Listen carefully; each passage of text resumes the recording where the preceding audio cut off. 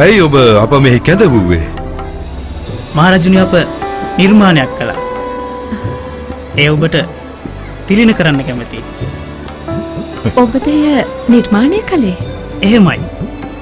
සලු ඉවත් කර මේ ප්‍රතිමාව නැරඹීමට මහරජුට ආරාධනා කරනවා. නිසකයින්.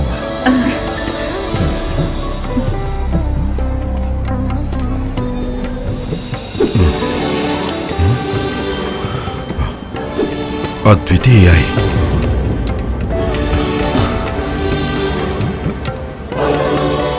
විශිෂ්ට හැකියාවක් මේ නම්.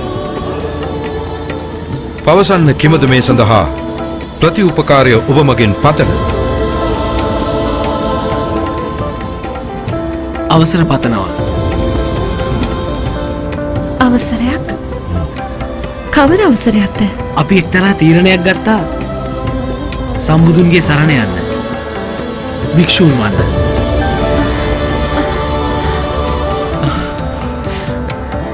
මගේ පුතුණුනුත් භික්ෂුචර්යාවට පිවිසෙනවා. තිදෙනෙකු පුත්‍රයන් ජනිත කළා. ඔවුනුත් දැන් අප හැර යනවා. නෑ. කොහෙවත් නොයන්න. මම ඔබේ මව. ඔබ කැමති නම් ඔය ලෙසින්ම යන්න. මගේ මනසිරුරයි ඔබලා හට දකින්නට ලැබෙන්නේ. මෑණියනි, ඔයනි දේ ප්‍රකාශ කරන්න එපා. ඔබලට කෙසේද මෙවැනි සිත් පහළ වූයේ? අත්විඳි දිනපටන් බුදුරදුන්ගේ මනෝරම්‍ය වූ රුවගුණ අප පසුනේ උබතෝ කෝටිකයක. දැන් අප සිටින්නේ එක තීරණයක. කෙසේද ඔබ තිදෙනාම නික්මෙන්නේ? රාජ්‍ය පාලනය භාරගත යුතු මේ මොහොතේදී පිවිසෙන්නද සන්න්‍යාස පුතේට? යානෙනි, රාජ්‍ය කටයුතු භාරදිය හැකිනි වැඩිමහල් සොයුරු දේවදත්තාට අප ගැන සිතුවේ නැතිද? පියපත් උදා අප අනාථ වේවි. දේවිය. ඔවුන් නවතන්න එපා. එක් සමයක මමද දෛවය බිලින්නට තැත් කළා. මගේ අභිමතය ලෙස පැවතුණා. එහෙත් දෛවය මගේ ඒ සොඳුරු ස්වප්නය බිඳ දැම්මා. දෛවය මා මැඩගෙන ජයගත්තා. සිද්ධාර්ථ නික්මගේ දෙමව්පිය අවසරයකින් තොරවයි. අවම වශයෙන් මේ තිදෙනා ඔබේ අවසරය පතනවා. දෙමව්පියෝ දරුවන්ගේ අනාගතය තනන්නේ යන මුලාවේ ජීවත් වෙනවා. අප දරුවන්ගේ මාර්ගය ඔවුන්ම සොයාගත යුතුයි. එයට අප කිසි ලෙසකින්වත් බාධා කළ යුතු වන්නේ නැහැ. එය ඔබ තේරුම් ගත යුතුයි.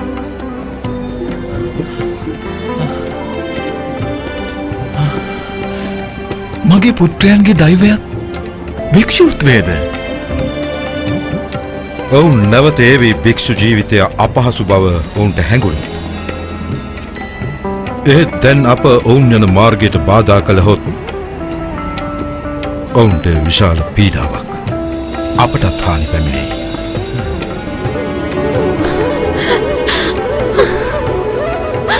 මෑණියනි, මහදේවි ප්‍රජාපති ධෛර්යය නිවසුවා ගෞතමයන්ගේ නික්මීම ඔබත් ධෛර්යයෙන් මුදන්න අපව.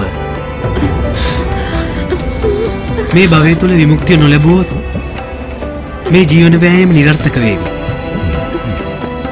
මෑණියනි, අප සිටින්නේ මහා වෘක්ෂයක් යට. ඒ මහා වෘක්ෂයේ සෙවණින් දසත පැතිරෙන්නේ සියලු සත්වයන්ට ලෝකයේ විශ්‍රාමය හා ශාන්තියයි. අප බුදුන් හමු වී සාදාගන්නේ නිර්වාණය.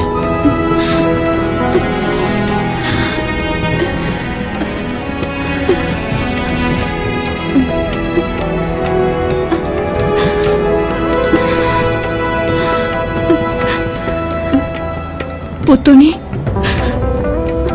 ඔබ මේ පිටව යන්නේ අප ජීවිතයට නොගිය මගක. පිටත් වෙන්න.